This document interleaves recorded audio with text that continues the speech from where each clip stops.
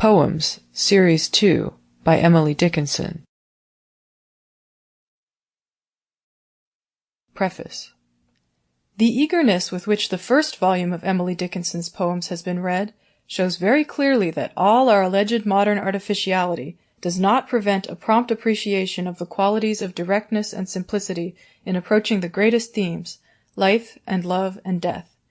That irresistible needle touch, as one of her best critics has called it, piercing at once the very core of a thought, has found a response as wide and sympathetic as it has been unexpected even to those who knew best her compelling power.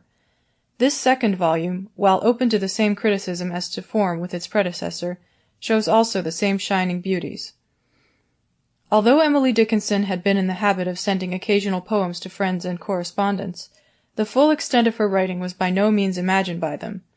Her friend H.H. must at least have suspected it, for in a letter dated 5th September 1884 she wrote, "My dear friend, what portfolios of verses you must have!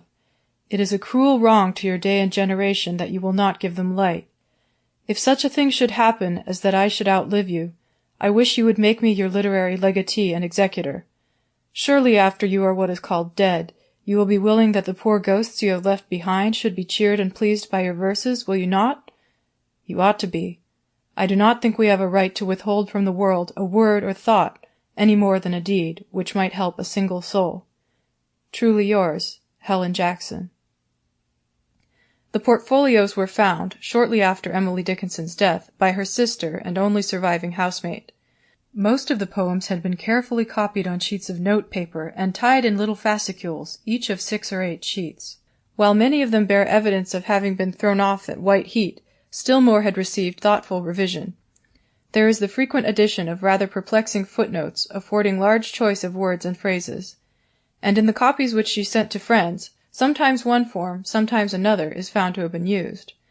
Without important exception, her friends have generously placed at the disposal of the editors any poems they had received from her, and these have given the obvious advantage of comparison among several renderings of the same verse.